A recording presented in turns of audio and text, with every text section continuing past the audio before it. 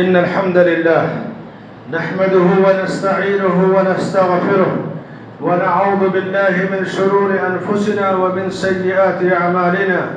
من يهده الله فلا مضل له ومن يضلل فلا هادي له، وأشهد أن لا إله إلا الله وحده لا شريك له، وأشهد أن محمدا عبده ورسوله.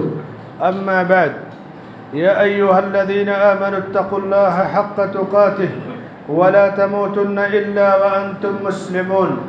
يا أيها الناس اتقوا ربكم الذي خلقكم من نفس واحدة وخلق منها زوجها وبث منهما رجالا كثيرا ونساء، واتقوا الله الذي تساءلون به والأرحام إن الله كان عليكم رقيبا. يا أيها الذين آمنوا اتقوا الله وقولوا قولا سديدا يصلح لكم أعمالكم ويغفر لكم ذنوبكم، ومن يطع الله ورسوله فقد فاز فوزا عظيما. وقال تعالى في مقام آخر: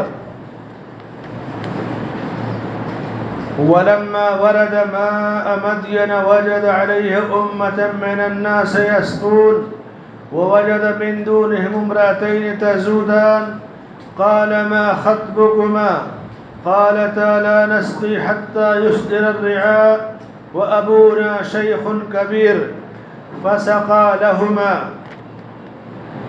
ثم تولى إلى الظل فقال رب إني لما أنزلت إلي من خير فقير. فجاءته إحداهما تمشي على استحياء قالت إن أبي يدعوك ليجزيك أجر ما سقيت لنا. فلما جاءه وقص عليه القصص قال لا تخف نجوت من القوم الظالمين. معزز حضرین جمعہ، عزیز اور دوستوں، بزرگوں اور بھائیوں، سماج اور معاشرہ دو چیزوں پر قائم ہے، دو رکن ہیں سماج اور معاشرے کے، ان دو پر قائم ہے. دونوں میں سے جو پہلو کمزور ہوگا اس کا رزلٹ بھی خراب آئے گا. امت مسلمہ کے ایک بڑے طبقے کی بدنصیبی یہ ہے کہ اصلاح معاشرے کے نام پہ اس نے مردوں میں کام کیا، خواتین میں کام نہیں کیا. گویا 50% ہی کام کیا، فتویٰ لگا کر کے کہ عورت مسجد میں نہیں آ سکتی. اب ہوا یہ کہ عورتیں ہمارے دروس سے، ہماری جو نماز وغیرہ کی کیفیت تھی، جو خطبے وغیرہ سے، اس سے محروم ہو گئی. فقہا کے اختلافات اپنی جگہ. اللہ کے رسول صلی اللہ علیہ وسلم کے زمانے میں خواتین کی جرأت دیکھیے. چند عورتوں نے اللہ کے نبی سے کہا کہ اللہ کے نبی، مرد تو ہم سے آگے بڑھ جائیں گے دین سیکھنے میں، نماز آپ کے ساتھ پڑھتے ہیں، وہ سفر میں آپ کے ساتھ جاتے ہیں، وہ میدان جنگ میں آپ کے ساتھ جاتے ہیں، جبکہ ہم تو آپ کے ساتھ باہر نہیں نکل پاتے. ہم اپنے گھروں کو، بچوں کو دیکھتے ہیں. یہ بھی مردوں ہی کا کام ہے کہ ان کی ذمہ داریاں ہم پوری کرتی ہیں، اور ہم دین سیکھنے سے مردوں کے لحاظ سے کمی ہم میں ہو جاتی ہے. تو ایسا کیجئے کہ اس کمی کو پورا کرنے کے لیے عورتوں کے لیے اسپیشل کوئی دن خاص کر دیجئے نصیحت کرنے کا. تو اللہ کے نبی صلی اللہ علیہ وسلم نے یہ درخواست قبول کی اور کہا موعدکن فی بیت فلانا، چلو ٹھیک ہے، تم فلاں کے گھر میں، وہ گھر کشادہ ہے، وسیع ہے، تم فلاں دن جمع ہو جاؤ، میں تمہیں نصیحت کر دیا کروں گا. یہ خواتین کی جرأت تھی دین سیکھنے کے تعلق سے. زمین پر پہلی خاتون حضرت حوا علیہ السلام کو اللہ نے دنیا میں بھیجا. حضرت آدم و حوا کا جہاں سے سلسلہ شروع ہوتا ہے، آپ وہاں پر ایک چیز دیکھیے کہ اللہ نے جب ان کو جنت میں داخل کیا اور کہا کھاؤ پیو آرام سے رہو، اور فلاں درخت کے قریب مت جاؤ، وَلَا تَقْرَبَا هَذِهِ الشَّجَرَةِ، مت جانا، اور وجہ بھی بتا دی، اس کا نقصان بھی بتا دیا. فَتَكُونَ مِنَ الظَّالِمِينَ، اگر چلے گئے اس درخت کو کھا پی لیا، اس سے فائدہ اٹھا لیا تو پھر ظالموں میں سے ہو جاؤ گے، اس لیے قریب جانا ہی مت۔ فوسوس لہما الشیطان، شیطان نے وسوسہ ڈالا۔ ہماری نگاہ کہاں جاتی ہے؟ سوچیے ہماری سوچ کیا ہے؟ ہماری سوچ یہ ہے کہ درخت کون سا تھا، ہم تو یہی سوال کرتے ہیں نا، کون سا درخت تھا؟ پھر ہم دوسرا سوال یہ کرتے ہیں کہ جب شیطان بھگا دیا گیا، مردود ہو گیا، تو جنت میں کیسے پہنچا، ان کو بقایا کیسے؟ ہماری سوچ بس یہیں تک جاتی ہے۔ اس کے بعد اصل جو نتیجہ ہے کہ فَتَكُونَ مِنَ الظَّالِمِينَ، مت جانا ورنہ ظالموں میں سے ہو جاؤ گے۔ وسوسہ دلایا، وسوسہ کے لیے قریب ہونا ضروری نہیں، بالکل واضح سی چیز ہے۔ درخت کون تھا، اس سے ہمیں اور آپ کو کیا لینا ہے؟ اللہ تعالیٰ نے جب اس کی تفصیل نہیں بیان کی، مفسرین نے الگ الگ اقوال کیے، اس سلسلے میں نہ آپ کے علم میں کوئی فائدہ ہے، نہ عمل کا اس سے کوئی تعلق ہے۔ فَأَكَلَا مِنْهَا، اب دیکھیے نتیجہ، اللہ نے منع کیا گناہ کرنے سے، درخت کا پھل کھا لیا۔ پھل کھانے میں حرج نہیں ہے، لیکن منع کیے ہوئے درخت کا پھل کھانا اللہ کی نافرمانی ہو گئی۔ کھانا پینا منع نہیں ہے، لیکن جب اللہ نے منع کر دیا، ایک آدمی امام مالک رحمۃ اللہ علیہ کے زمانے میں آیا اور اس نے کہا کہ میں اللہ کے نبی کی قبر سے احرام باندھنا چاہتا ہوں۔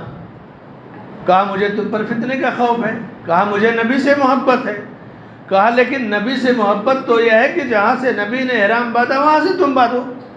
اللہ تعالیٰ احرام باندھنے پہ، نماز پڑھنے پہ تمہیں سزا نہیں دے گا، مگر سنت کی مخالفت کرنے پہ تمہیں سزا ملے گی۔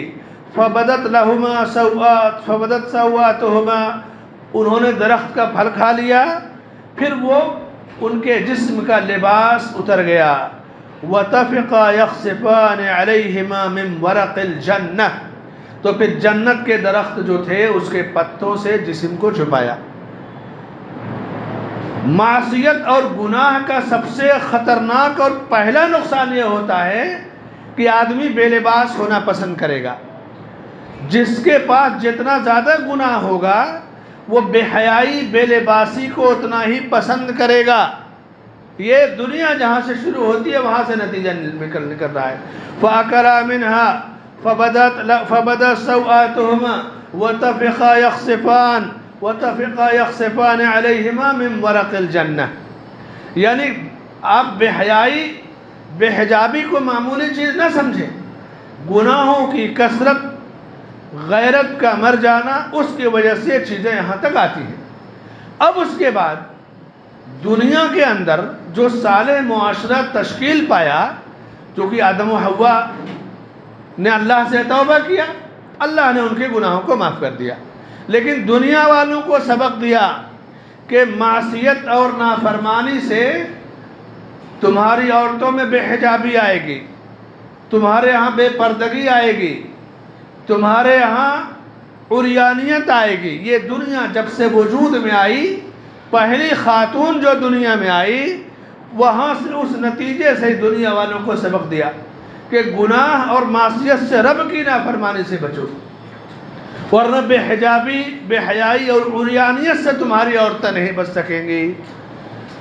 اللہ کے نبی ابراہیم علیہ السلام کو جب اللہ نے حکم دیا ہجرت کرنے کا، عراق سے ہجرت کر کے مکہ آئے۔ مکہ کو اللہ نے وادی غیر ذی زرع کہا ہے، ایسی وادی جہاں پر کچھ بھی نہ اگتا ہو۔ وادی کہتے ہیں پہاڑوں کا پانی جہاں گرتا ہے نیچے، اس جگہ کو وادی کہتے ہیں۔ ایک ہوتا ہے فارم ہاؤس، مزرعہ، میدان، یہ فارم بھی نہیں تھا، چاروں طرف پہاڑیاں تھیں، اور جہاں کعبہ ہے اس علاقے میں پہاڑوں کا پانی آتا تھا، وہاں کچھ ہریالی نہیں اگتی تھی۔ یہ وادی غیر ذی زرع ہے۔ جن لوگوں نے حج کیا ہوگا، مینا بھی وادی ہے۔ مینا کے دیکھیے پہاڑ دونوں طرف ہیں، پہاڑ کا پانی بارش میں مینا کے اندر آتا ہے جہاں حاجی ٹھہرتے ہیں۔ وادی غیر ذی زرع میں ام اسماعیل کو ابراہیم علیہ السلام چھوڑ کر جا رہے ہیں۔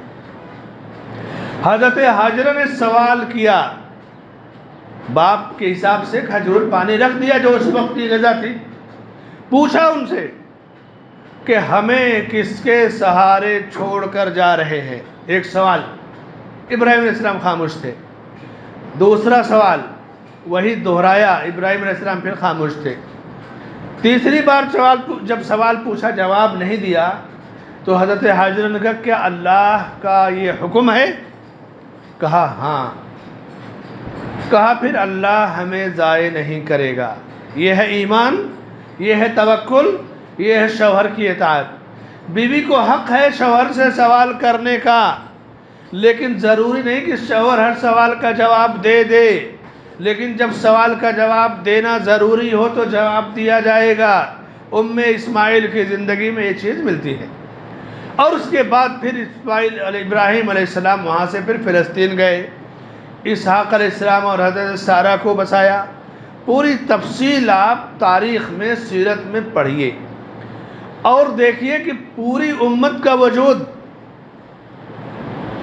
ان دو عظیم ماؤں سے ہے۔ ابراہیم علیہ السلام کی دو بیویاں حضرت ہاجرہ جن سے اسماعیل علیہ السلام، اور پھر پورا عرب، اور دوسری بیوی حضرت سارہ جن سے اسحاق علیہ السلام، پھر جن سے یعقوب علیہ السلام، یوسف علیہ السلام، پھر ان کے بعد پورا جو فلسطین کا جو بنو اسرائیل کا جو شجرہ ہے، یعنی دو خواتین سے پورا وجود عمل میں آیا۔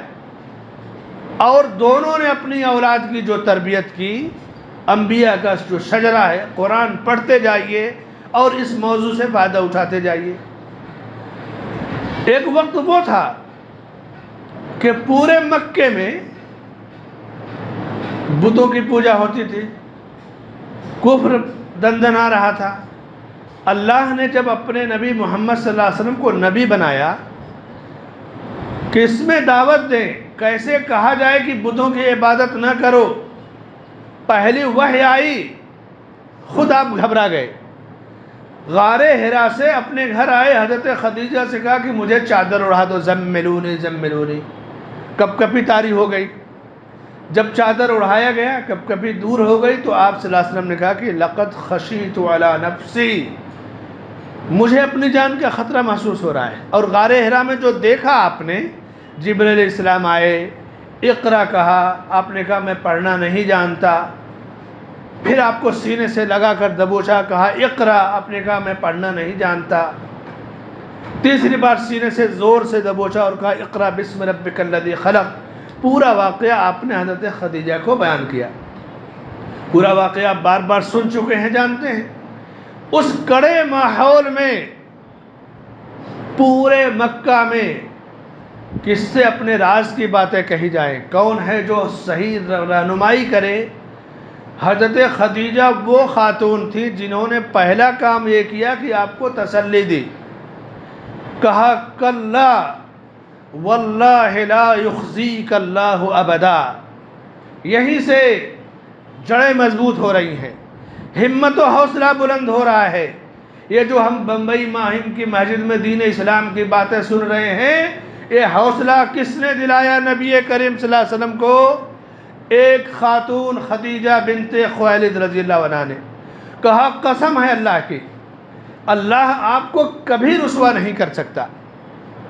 اتنا زیادہ اللہ پر توکل اور یقین تھا۔ کیوں؟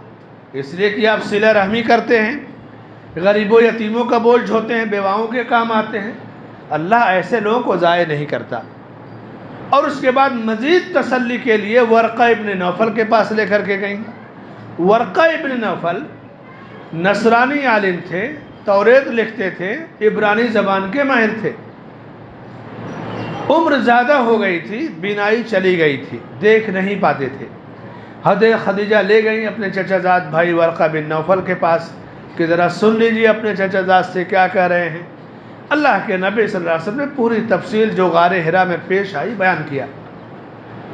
ورقہ نے پوری تفصیل سننے کے بعد کہا کہ یہ تو وہی فرشتہ ہے، گھبراؤ نہیں، یہ تو تم جو واقعہ بتا رہے ہو، جو تفصیل، یہ تو فرشتہ ہے جو موسیٰ علیہ السلام کے پاس رب کا پیغام توریت لے کر کے آیا کرتا تھا۔ تمہارے لیے خوشی ہے کہ اللہ نے تمہیں نبوت عطا کی ہے، نبی بنایا ہے۔ کاش کہ میں اس وقت تک زندہ ہوتا جب تمہاری قوم تمہیں مکہ سے باہر نکالے گی اور میں تمہاری مدد کرتا کھڑے ہو کر کے۔ آپ نے کہا کیا ایسا بھی ہوگا کہ اہل مکہ مجھے یہاں سے بھگا دیں گے؟ کہا جو دعوت لے کر کے آئے ہو، جب بھی کوئی نبی آیا ہے اس کی قوم نے یہی سلوک کیا ہے۔ پھر وہ وقت بھی آیا کہ مکہ سے آپ کو ہجرت کرنا پڑا مدینہ، لیکن جو جڑیں جن پر اللہ کے نبی کا حوصلہ بندھا تھا، ہمت بندھی تھی، حضرت خدیجہ جیسی باہمت خاتون نے بدھائی تھی۔ جب اہل مکہ نے اہل قریش کا بائیکاٹ کیا، 3 سال تک شیب ابی طالب میں پہاڑ کی ایک گھاٹی، آپ جب صفا مروہ سے نکل کر کے باہر جائیں گے تو شیب ابی طالب، وہ پہاڑیاں تو کاٹ کاٹ کے اب راستے بن گئے اور لوگوں کی سہولت کے لیے، لیکن ایک الگ پہاڑ ہے، پہاڑ کی گھاٹی میں مکے والوں نے اہل قریش کو بند کر دیا کہ مکہ سے تمہارا کوئی تعلق نہیں۔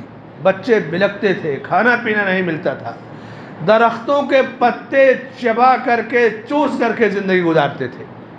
3 سال تک اس پہاڑ کی گھاٹی میں حضرت خدیجہ نے بھی نبی صلی اللہ علیہ وسلم کے ساتھ صبر و تحمل سے کام لیا۔ اس کے بعد بیمار پڑی، وفات ہو گئی، لیکن حضرت خدیجہ رضی اللہ تعالی عنہ نے جو ہمت اور حوصلہ بندھایا، پوری دنیا جب تک قائم رہے گی۔ ایک خاتون کا جو کردار ہے اسلام کی تعمیر میں، معاشرے کی تعمیر میں، عزم و ہمت اور استقلال عطا کرنے میں، میرے بھائیوں پڑھ لیجئے سیرت خدیجہ، اسلام کی پہلی وحی کی سچائی کو، ساری چیزیں آپ کے سامنے آئیں گی۔ ام المومنین عائشہ صدیقہ رضی اللہ تعالی عنہ، پوری تفصیل آپ ان کی زندگی کی دیکھیے، کن کن مراحل سے گزری۔ کیا اس سے بھی بڑی مصیبت امت پر اور نبی کے گھرانے پہ آ سکتی ہے کہ حضرت عائشہ رضی اللہ عنہ ام المومنین پہ بدکاری اور زناکاری کا الزام لگایا جائے؟ کتنی تکلیفوں سے نبی گزرے ہوں گے، نبی کا گھرانہ کتنی تکلیفوں سے گزرا ہوگا۔ سورہ النور میں اس کی پوری تفصیل اور واقعہ افک جو ہے پوری تفصیل یہ بیان کرتا ہے، اچھی طرح آپ لوگ جانتے ہیں۔ لیکن جب اللہ نے وحی اتاری اور یہ ہوا کہ یہ جھوٹا الزام ہے، منافقین جھوٹے ہیں، مشرکین جھوٹے ہیں، اور ام المومنین کی پاک دامنی اور برات آسمان سے نازل کی گئی۔ لیکن وہ جو لمحہ تھا، جو ایام، جو مہینے تھے، کتنے کرب سے نبی گزرے ہوں گے، آل ابو بکر اور آل رسول کتنے کرب اور تکلیف دہ مناظر سے گزرے ہوں گے، لیکن ام المومنین قائم تھی اپنے موقف پہ کہ اللہ تعالیٰ فیصلہ کرے گا۔ اسی لیے کسی نے کہا کہ آپ ام المومنین نہیں ہیں، جیسے منافقین تھے، خوارج تھے، تو کہا وہ صحیح کہہ رہا ہے، میں ایمان والوں کی ماں ہوں، منافقین کی یا کفار کی، خوارج کی ماں نہیں ہوں۔ جو ایمان رکھتا ہے اللہ نے مجھے ان کی ماں مقرر کیا ہے۔ رملہ بنت ابی سفیان، ابو سفیان قریش قبیلے کا مکے کے سردار تھے۔ سردار اس معنی میں جیسے آج کوئی آدمی ہوتا ہے کسی علاقے کا M L A, M L C یا جو ہے چیئرمین، جو کچھ کہہ لیے کہ اس کا حکم چلتا تھا، اس کا آرڈر اس شہر میں چلتا تھا۔ ابو سفیان قبیلے کے سردار تھے، ان کے مشورے کے بغیر کوئی بڑا کام مکے کے لوگ نہیں کرتے تھے، یعنی سمجھ لیجئے کہ مکہ کے بے تاج بادشاہ تھے اس زمانے کے لحاظ سے۔ ان کی بیٹی حضرت رملہ ام حبیبہ سے جب نبی صلی اللہ علیہ وسلم نے شادی کی اور حضرت ابو سفیان ابھی اسلام نہیں لائے تھے، جب ام حبیبہ کے گھر آئے تو جو بستر تھا ام حبیبہ نے اسے سمیٹ دیا، لپیٹ دیا، کہا بیٹی کیا میں اس بستر کے لائق رہی ہوں یا بستر میرے لائق نہیں؟ ایمانی جرأت دیکھیے، ایمان اور کفر کا فیصلہ دیکھیے۔ بیٹی کہتی ہے کہ آپ اس بستر کے لائق نہیں ہیں۔ بہانہ بنایا جا سکتا تھا، ہیلے بنائے جا سکتے تھے، سیاسی یا ڈپلومیسی جواب دیا جا سکتا تھا، لیکن ایمان کی سچائی، کہا یہ بستر اللہ کے رسول صلی اللہ علیہ وسلم کا ہے اور آپ میرے والد ہیں لیکن ابھی کفر پر آپ ہیں، اور آپ اس لائق نہیں ہیں کہ نبی کے بستر پر بیٹھ سکے۔ یہ جرأت، یہ ہے ولا اور برا، یہ ایمانی غیرت ہوتی ہے کہ کسی بھی مرحلے سے گزرے لیکن ایمان نہ چھپایا جائے۔ ایمان ظاہر ہوتا ہے عمل سے، کردار سے، رد عمل سے۔ ایمان اتنی پیاری چیز ہے۔ قرآن میں ایک واقعہ سورہ قصص میں اللہ نے بیان کیا، میں نے شروع میں وہی آیتیں پڑھی ہیں، ان آیتوں کو آپ صرف ترجمہ سن لیجئے، کیا تفصیل ہے، کیا غیرت ہے ایک عورت کی۔ فرمایا وَلَمَّا وَرَدَ مَاءَ مَدْيَنَ، موسیٰ علیہ السلام جب شہر سے نکلے، قبطی کو قتل کر دیا اور اس کے بعد شہر سے باہر نکل گئے جان بچانے کی خاطر، تو مدین کے کنویں کے پاس پہنچے۔ مدین ایک چھوٹا سا علاقہ، وہاں کنواں تھا۔ کنویں کے پاس دیکھا کہ وَوَجَدَ مِن دُونِهِمَا امْرَأَتَيْنِ تَذُودَانِ قَالَ مَا خَطْبُكُمَا۔ کنویں کے پاس پوری بھیڑ لگی ہے، لوگ پانی بھر رہے ہیں۔ آج کی طرح سے نل اور یہ جو پانی کی سہولت ہے یہ تو نہیں تھی۔ 40-50 سال پہلے بمبئی کے لوگ خود جانتے ہیں کیسے باوڑی کے پاس ڈول لے کر کے اور رسی لے کر کے لوگ لائن لگاتے تھے۔ اب اس سے 1000-2000 سال پہلے کے حالات کو دیکھیے۔ کنواں ہے تو لوگ بھیڑ لگا لیتے پانی کے لیے، پانی بھر رہے ہیں لوگ۔ 2 عورتیں وہاں کھڑی ہیں، مارے حیا کہ وہ بھیڑ میں کا حصہ نہیں بن رہی ہے۔ موسیٰ علیہ السلام وہاں پہنچے اور پوچھا ما خطبکما، کیا میٹر ہے تمہارا، یہاں الگ چپ چاپ کیوں کھڑی ہو؟ قالتا لا نسقی حتی یصدر الرعاء، جب یہ لوگ پانی بھر کر لے کر چلے جائیں گے، چرواہے پانی پی لیں گے، چرواہا بکریاں چرانے والے پانی سے سیراب ہو جائیں گے، چلے جائیں گے، جب کنواں خالی ہو جاتا ہے پھر ہم لوگ کنویں کے پاس آتے ہیں۔ اس کے بعد ایک ایسا سوال کا جواب دیا انہوں نے کہ بغیر سوال کے جواب، کہا وَأَبُونَا شَيْخٌ کبیر، اور ہمارے والد بہت عمر دراز ہیں۔ یعنی یہ پوچھنے کا موقع نہیں دیا کہ کیا گھر میں کوئی بھائی نہیں ہے، کوئی باپ نہیں ہے، کوئی آدمی نہیں ہے، یہ ہزاروں کی بھیڑ میں تمہیں آنے کی کیا ضرورت ہے۔ یہ فراست دیکھیے، یہ فراست، دوراندیشی، اپنا عذر بیان کیا، اپنی مجبوری اور آنے کی وجہ بھی بیان کر دیا۔ موسیٰ علیہ السلام نے کیا کیا کہ ان کا ڈول لیا اور پانی ان کو نکال کر کے دے دیا، اور وہاں کھڑے نہیں رہے، پھر کنارے درخت کے نیچے آ کر کے ٹھہر گئے سائے میں، کہا تم لے کے جاؤ پانی جہاں جانا ہے۔ اب وہ عورتیں جب وہاں سے نکلی دونوں، تو ان کے چلنے کا انداز اللہ نے نقل کیا، فَجَاءَتْهُ إِحْدَاهُمَا تَمْشِي عَلَى اسْتِحْيَاءٍ، ان میں سے ایک جلدی جلدی مارے حیا کے چل رہی ہے۔ عورت کی 2 چال ہوتی ہے، ایک فاحشہ عورت جو روڈ پر چلتی ہے بدکار، ایک باحیا عورت جس کی چال میں حیا جھلکتی ہو۔ اللہ نے کہا کہ تمشی علی استحیاء، اس کی چال میں حیا جھلک رہی تھی، اور اس کے بعد جلدی سے اپنے والد کے پاس گئی، کہا ایسا ایسا میٹر ہے۔ ان کے والد نے کہا جاؤ انہیں بلا لاؤ، کیونکہ انہوں نے کنویں سے بھیڑ میں پانی نکال کر کے دیا ہے، انہیں ان کی مزدوری دے دی جائے، کسی سے کوئی کام لیا جائے تو مزدوری دے دیا جائے۔ وہ آئی، کہا کہ ان ابی یدعوک لیجزیک اجر ما سقیت لنا، میرے والد تمہیں بلا رہے ہیں۔ کیوں بلا رہے ہیں اس کی وجہ بھی بیان کر دیا، یہ نہیں کہا بلا رہے ہیں، کہا جو مزدوری جو آپ نے ہمیں پانی نکال کر دے دیا بھیڑ میں سے، اس کی مزدوری دینے کے لیے بلا رہے ہیں۔ موسیٰ علیہ السلام ان کے گھر گئے اور پوری تفصیل ان کو بیان کیا۔ وہ کون تھے، بیٹیاں کس کی تھیں؟ اللہ کے نبی شعیب علیہ السلام کی 2 بیٹیاں تھیں۔ نبی کی بیٹی ہے، عام کنویں پہ پانی لینے کے لیے گئی، بھیڑ کا حصہ نہیں بن رہی ہیں کہ بھیڑ ختم ہو جائے تب ہم جائیں وہاں پر۔ موسیٰ علیہ السلام نبی ہیں، پہچانتے نہیں یہ کون ہے، لیکن ایک مدد کا جذبہ کہ ان کی مدد کی جائے، اور اس کے بعد مدد کیا، اور موسیٰ علیہ السلام پر آسمان سے رزق نازل ہوا، مزدوری مل رہی ہے، اور اس کے بعد جا کر کے کہا، پوری تفصیل بیان کیا کہ میرے شہر میں ایسا ایسا ہوا، قبطی کے قتل کا واقعہ، اور میں شہر سے نکل گیا۔ وقص علیہ القصص قال لا تخف، شعیب علیہ السلام نے کہا گھبراؤ نہیں، نجوت من القوم الظالمین، اللہ نے تمہیں ظالموں کی قوم سے نجات دے دیا۔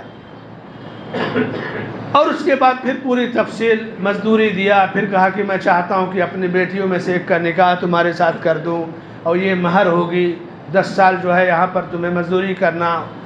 یہ پوری تفصیل آپ جانتے ہیں، پڑھتے ہوں گے، سنتے ہوں گے۔ سماج اور معاشرے میں آپ دیکھیے کہ نبی کی 2 بیٹیاں پانی لینے گئیں، لیکن ان کا کردار اس بھیڑ کے اندر اللہ کو اتنا پسند آیا کہ امت محمدیہ کے لیے اس کردار کو نقل کیا کہ بھیڑ بھاڑ میں بھی ایک عورت کیسے اپنے دامن کو بچا کر کے حیا کے ساتھ کیسے رہ سکتی ہے۔ یہ جو ہم کہتے ہیں بڑی بھیڑ ہے، عورت پردے سے نکلے گی مذاق اڑایا جائے گا، یہ ہوگا وہ ہوگا، میرے بھائی اور دوستو، بھیڑ عذر نہیں ہے، یا ضرورت پر اپنے گھروں سے عورت کا باہر نکلنا گھریلو ضرورتوں کے لیے، یہ بھی عیب نہیں ہے۔ اس کے لیے تو انبیاء کی بیویاں نکلتی تھیں، بیٹیاں نکلتی تھیں۔ حضرت اسماء بنت ابی بکر صدیق کہتی ہیں کہ اللہ کے نبی صلی اللہ علیہ وسلم نے خیبر میں زمین کا ایک ٹکڑا دیا تھا حضرت زبیر ابن العوام کو۔ زبیر بن عوام کون ہیں؟ زبیر ابن عوام عشرہ مبشرہ میں سے ہیں، نبی صلی اللہ علیہ وسلم کے پھوپھی زاد بھائی ہیں، حضرت صفیہ کے بیٹے رضی اللہ عنہ کے سگے پھوپھی زاد بھائی ہیں، نبی ان کے ماموزاد بھائی ہیں۔ حضرت اسماء حضرت عائشہ رضی اللہ عنہ کی بہن ہیں، ابو بکر صدیق کی بیٹی ہیں، یعنی رشتے چاروں طرف سے گھرے ہوئے ہیں۔ کہتی ہیں کہ میں اپنے اس دن گھوڑے کو چارہ پانی کر کے آ رہی تھی، اللہ کے رسول صلی اللہ علیہ وسلم مجھے مل گئے راستے میں، سواری پر کہا کہ تم بیٹھ جاؤ میں پہنچا دیتا ہوں۔ تو حضرت اسماء یہ واقعہ حضرت زبیر سے کہتے ہیں کہ مجھے غیرت آئی کہ میں کیسے بیٹھوں سواری پر، حالانکہ سواری پر بیٹھنا آنا جانا عام سی چیز تھی، لیکن تربیت دیکھیے صدیق کے گھرانے کی، کہتی کہ میں نہیں بیٹھی۔ کیوں نہیں بیٹھی؟ کہا کہ حضرت زبیر سے کہتے ہیں تمہاری غیرت شاید گوارا نہ کرتی۔ تو حضرت زبیر نے کہا تم نے صحیح کیا، یقیناً تمہارا یہ فیصلہ درست تھا۔ یہ حضرت اسماء کی تربیت تھی، نبی کے گھرانے کی تربیت تھی۔ کس انداز میں اللہ تعالیٰ نے خواتین کی تربیت کی، اور پھر جو صالح معاشرہ وجود میں آیا۔ امام احمد بن حنبل رحمۃ اللہ علیہ کہتے ہیں کہ بغداد کی ٹھنڈی، عراق کی ٹھنڈی، جیسے یہاں پر ہمارے یہاں شملہ وغیرہ کی ٹھنڈی، یو پی بہار کی ٹھنڈی ہوتی ہے نا، ٹمپریچر 8، 9، 10، کبھی کبھی 0، یہ ٹھنڈیاں آج بھی عراق وغیرہ میں، فلسطین، شام میں پڑتی ہیں۔ کہتے ہیں احمد بن حنبل رحمۃ اللہ علیہ کہ میری والدہ مجھے فجر میں جگاتی تھیں، میرے لیے پانی گرم کرتی تھیں، اور بغداد کی اندھیری اور سرد راتوں میں، اندھیری اس لیے کہ آج کی طرح راستوں میں لائٹ وغیرہ تو تھی نہیں، چراغ بجھ گیا اندھیرا ہو گیا، اندھیری اور سرد راتوں میں پانی گرم کرتی، مجھے اپنے ہاتھوں میں چراغ لے کر کے مجھے مسجد کے دروازے تک لے جا کر چھوڑ دیتی تھی، اور مسجد میں جب میں داخل ہو جاتا تو مسجد کے کنارے کھڑی ہو جاتی، اور جب میں نماز پڑھ کر نکلتا تو میرے ساتھ مجھے گھر تک واپس لے آتی تھی۔ کس کی والدہ ہیں یہ؟ امام اہل سنت وقت کے محدث احمد بن حنبل رحمۃ اللہ علیہ، جن کو اللہ نے حدیث کا ایک خزانہ عطا کیا تھا، کم و بیش 8 لاکھ حدیثوں کے حافظ تھے۔ قرآن کا حافظ ہونا اس زمانے میں، قرآن کے حافظ کو حافظ جی نہیں کہتے تھے، قرآن حفظ کرنا تو عام تھا، سب کو یاد کرنا تھا، لیکن جو حدیث کا حافظ ہوتا اس کو کہتے کہ یہ حافظ جی ہے۔ جیسے علامہ ابن حجر کو حافظ ابن حجر، کیونکہ 4 لاکھ 5 لاکھ حدیثیں سند کے ساتھ یاد کیے، کہتے وہ حافظ ہے، وہ حافظ ہی ہوتا تھا۔ آج ہمارے ہاں قرآن یاد کیا، ہماری اصطلاح میں یہ ہے۔ امام بخاری رحمۃ اللہ علیہ، بچپن میں ان کی بینائی چلی گئی، آنکھ کی روشنی چلی گئی، ان کی والدہ روتی تھیں رو رو کر کے اللہ سے دعا کرتی تھی کہ میرے بیٹے کی بینائی چلی گئی بچپن میں. خوب دعائیں کیا. علامہ ابن حجر نے فتح الباری میں، مولانا عبدالسلام مبارک پوری رحمۃ اللہ نے سیرۃ البخاری میں ان کے اس واقعے کو نقل کیا کہ ابراہیم علیہ السلام کو انہوں نے خواب میں دیکھا اور بشارت دی کہ اللہ نے تمہارے بیٹے کی بینائی لوٹا دی. اتنا رویا، اتنا رو کر کے دعا کیا کہ اللہ نے دعا قبول کی اور بشارت بھی دی. اور پھر امام بخاری وقت کے محدث اور امیر المومنین فی الحدیث قرار پائے. آج دنیا اس بات پر متفق ہے کہ قرآن کریم کے بعد اگر کوئی صحیح کتاب ہے تو وہ صحیح بخاری ہے. یہ ماؤں کی تربیت تھی، یہ خواتین کی محنت تھی. نتیجہ فوراً نہیں ملتا ہے. وہ مائیں جو فجر میں سوئی رہیں، بچوں کو نماز کے لیے نہ جگائیں، اسکول کے ٹائم پر جگا دیں اور سوچیں کہ میرا بیٹا حافظ اور عالم محدث بھی بن جائے. وہ انسان جو عریانیت اور بے حیائی کی جگہوں پہ صبح و شام زندگی گزارے اور تمنا کرے کہ میری موت مدینہ میں ہو اور دفن میں بقیع میں ہو جاؤں اور میرا حشر صحابہ کے ساتھ ہو، یہ تو محال تمنا ہے میرے بھائیو اور دوستو. عمل کی دنیا، رب سے تعلق کو مضبوط کرنا یہ انتہائی ضروری اور پابندی اس کی کرنی ضروری ہے. 22-23 سال پہلے ایک واقعہ دنیا میں وجود میں آیا اور ٹھیک وہی واقعہ آج ہندوستان میں وجود میں آیا. سن 1988 یا 89-90 میں فرانس کے ایک اسکول میں ایک واقعہ پیش آیا کہ جو طالبات مسلم طالبات تھیں وہ پردے کے ساتھ اسکول میں جاتی تھی. قانون آیا فرانس کا، پارلیمنٹ نے پاس کیا کہ حجاب ممنوع ہے، اب وہ پردے کے ساتھ اسکول میں نہیں جا سکتی.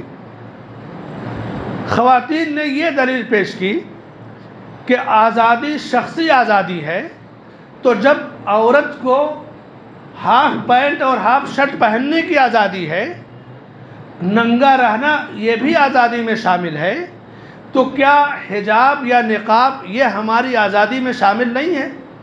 یہ ہم پر جبر تو نہیں ہے؟ جس طرح خوشی سے ایک عورت جینس پینٹ پہنتی ہے، ہاف پینٹ پہن کر کے گھومتی ہے، اسی طرح خوشی سے کوئی نقاب یا حجاب پہنے تو یہ بھی تو آزادی ہے. تو حجاب پر پابندی لگانا خود عورت کی آزادی پر حملہ ہے. یہ اس وقت کا کیس تھا، اس وقت کا یہ معاملہ تھا، لیکن اپنے طاقت کے زور پہ ان طالبات کو کالج میں داخل ہونے سے منع کر دیا گیا. ٹھیک وہی چیز گزشتہ ہفتے سے ہندوستان کے کالج بالکل وہی، جیسے یہ خبر دیکھا سنا میں نے کہا تو فرانس کا پورا جو ہے وہی چیز نقل ہو گئی کہ حجاب پر پابندی. جب آزادی ہے، آزادی گھومنے کی آزادی ہے، ننگا رہنے کی آزادی ہے، زبان کی آزادی ہے، تو لباس کی بھی آزادی ہے. یہ کون سی آزادی ہے کہ ننگا رہنا آزادی ہے اور حجاب پہنا یہ دقیانوسیت ہے؟ ایک بڑے اہم وزیر تھے سعودیہ میں، اللہ تعالیٰ ان کی مغفرت فرمائے اور جنت الفردوس میں ان کے درجات بلند فرمائے. 40 سال تک سعودیہ کے وزیر داخلہ تھے، امیر نائف بن عبدالعزیز رحمۃ اللہ علیہ آل سعود، اور بہت ہی ذی علم تھے، منہج سلف کے پابند تھے. ایک اور تاریخی چیز جان لیں کہ ریاض میں ایک قبرستان ہے العود، مقبرہ العود، جس میں شاہی گھرانے کے سارے لوگ دفن ہوتے ہیں، جیسے خاندانی قبرستان. ان کو کینسر کا مرض تھا، ان کی وفات امریکہ میں ہوئی. بیشتر لوگ جو علاج کرانے باہر جاتے ہیں، وفات ہوتی ہے پھر میت آتی ہے دفن کی جاتی ہے. انہوں نے وفات سے پہلے وصیت کیا کہ مجھے وقت کے بڑے علماء شیخ بن باز، شیخ ابن عثیمین رحمۃ اللہ علیہ رحمہم اللہ کے پہلو میں دفن کیا جائے. مکہ میں جو مقبرہ العدل ہے وہیں پر شیخ بن باز کی بھی قبر ہے، وہیں شیخ ابن عثیمین کی بھی قبر ہے. شیخ ابن عثیمین کی وفات جدہ میں ہوئی، شیخ ابن باز کی طائف میں، تدفین جنازہ مکے میں ہوا. کہا مجھے میرے وقت کے علماء کے پہلو میں دفن کیا جائے، اور ان کی خواہش کے مطابق انہیں العدل قبرستان مکہ میں دفن کیا گیا. جب یہ آزادی کا میٹر آیا تھا تو وہ ایک جملہ کہتے تھے کہ ہم لا یریدون تحریر المرأة، یہ مغربی دنیا عورت کی آزادی ہرگز نہیں چاہتی. ہم یریدون تحریر الوصول الی المرأة، یہ عورت تک پہنچنے کی آزادی چاہتے ہیں، یعنی آسانی سے عورت تک پہنچ جائیں، یہ آزادی چاہتے ہیں. عورت کی آزادی کے نام پر عورت تک پہنچنے کی آزادی چاہتے. بڑا پیارا تاریخی جملہ ان کا ہے. میرے بھائیو اور دوستو، جتنا زیادہ صحابیات سے ہماری خواتین جڑی رہیں گی، نبی کی بیٹیوں سے بیویوں سے جڑی رہیں گی، اتنا زیادہ اللہ ان کی حفاظت کرے گا. حضرت فاطمہ رضی اللہ تعالیٰ عنہ نبی کی بیٹی ہیں. عمومی طور سے جنازہ پہلے جب جاتا تھا تو ایک چارپائی پہ لٹا کے لے جا کے دفن کر دیا جاتا تھا. ایک مرتبہ انہوں نے حضرت عائشہ سے کہا کہ جب میرا جنازہ لٹایا جائے گا چارپائی پر، اوپر سے کپڑا ڈالا رہے گا، تو میرے جسم کو آج تک کسی مرد نے نہیں دیکھا ہے، نامحرم نے. تو جب تابوت پر جنازہ رہے گا تو لوگوں کی نگاہیں جائیں گی کہ جسم کیسا تھا. ایسا کرنا کہ میری جو چارپائی رہے گی جنازے کی، اس کے اوپر پہلے لکڑی ڈال دینا میرے جسم پر، پھر چادر ڈالنا، تاکہ میرے جسم کو کوئی نہ دیکھ پائے. یہ مرنے کے بعد کی فکر ہے. اور اس کے بعد پھر دیکھیے کہ اب جنازہ جب ہوتا ہے تو چارپائی کی طرح سے اوپر سے چادر ہوتی ہے، اب نظر نہیں آتا. یہ حیا تھی عورت کی، اور اللہ نے ان کی حفاظت کی. قدیم زمانے میں عورتیں اپنے کپڑوں کو باہر نہیں سکھاتی تھیں تاکہ کہیں اس سے ہماری بے عزتی نہ ہو. یہ حیا تھی ان کی. بھارت کی سرزمین پہ مولانا ابوالکلام آزاد رحمۃ اللہ علیہ کی بیوی زلیخا بیگم، ان کے بارے میں ہے کہ جب مولانا گھر سے باہر ہوتے، اکثر و بیشتر وہ فون بھی نہیں اٹھاتی تھی، یا گھر میں ہوتے تب فون بالکل نہیں اٹھاتی کہ پتہ نہیں کسی نامحرم کا فون ہو. یہ ہمارے ہندوستان کے اندر خواتین کا سلوک تھا. اور طبرانی کی ایک بڑی مشہور حدیث جس میں اللہ کے نبی صلی اللہ علیہ وسلم فرماتے ہیں کہ میرے جسم پر خنزیر سمجھتے نا، سور، پگ ایک جانور ہے جو حرام ہے، جو گندگی کھاتا ہے، اور جانوروں میں دیوس جانور کہا جاتا ہے. خنزیر کا خون لگا ہوا گوشت جسم پر مل دیا جائے، یہ پسند ہے اس بات سے کہ میرا جسم کسی نامحرم عورت سے چھو جائے. یہ غیرت تھی، یہ اسلام کی غیرت ہے، یہ حیا ہے. تو جب ہم اس لائن پر، گائیڈ لائن پر چلیں گے، تو یہ جو واقعات ہوتے ہیں شہروں میں کہ 2000 عورتوں نے حیدرآباد میں غیر مسلموں سے شادی کر لی، 2000 عورتوں نے بمبئی میں غیر مسلموں سے لو میرج کر لیا، کورٹ میں جا کر رزلٹ دیکھ لیجئے فلاں گھرانے کی بیٹی غیر مسلم سے جو ہے لو میرج کر لی. ایسا اس لیے کہ آدم و حوا سے لے کر کے جو با کمال خواتین گزری، جن کے بارے میں اللہ نے کہا ان المسلمین والمسلمات والمؤمنین والمؤمنات، پوری تفصیل بیان کر کے کہا کہ اللہ ان کے لیے جنت تیار کر رکھا ہے، اور نیک وعدہ اور اجرت مغفرت اور اجر عظیم تیار کر رکھا ہے. اور وہ جو ترتیب ہے کہ عورت سے 4 خوبیوں کی وجہ سے نکاح کیا جاتا ہے، اس کے مال کی وجہ سے، اس کے دین کی وجہ سے، اس کے حسب نسب کی وجہ سے، اس کی خوبصورتی کی وجہ سے. تم دینداری کو ترجیح دو. عبداللہ ابن مسعود رضی اللہ عنہ کہتے ہیں من لا یستحی من الناس لا یستحی من اللہ. جو لوگوں سے حیا نہیں کرے گا، جب کوئی عورت لوگوں سے نہیں حیا کرے گی تو پھر اللہ سے بھی وہ حیا نہیں کرے گی. سنو، الایمان عرات ولباسہ التقوی ولباس التقوی ذالک خیر. ایمان تو ننگا ہے، اس کو تقوی کا لباس پہناؤ، اور تقوی کا لباس سب سے بہترین لباس ہوا کرتا ہے. عبداللہ ابن عمر رضی اللہ عنہما کہتے تھے من قل حیاؤہ قل ورعہ ومن قل ورعہ مات قلبہ. جس کے اندر سے حیا چلی جائے گی، اس کے اندر سے ایمان و تقوی کم ہو جائے گا، اور جب تقوی کم ہو جائے گا تو اس کا دل مردہ ہو جائے گا، اور جب مردہ دل ہے انسان تو پھر اس کی کوئی حیثیت نہ زمین پر ہے نہ اللہ کے ہاں ہے. میرے بھائیوں اور دوستوں، عزیزوں اور بزرگوں اور ماں اور بہنوں، وقت اور حالات یہ چیلنج کا جو ہے تمہارے لیے سامنا کر رہے ہیں، اور یہ چیلنج کوئی نیا نہیں ہے.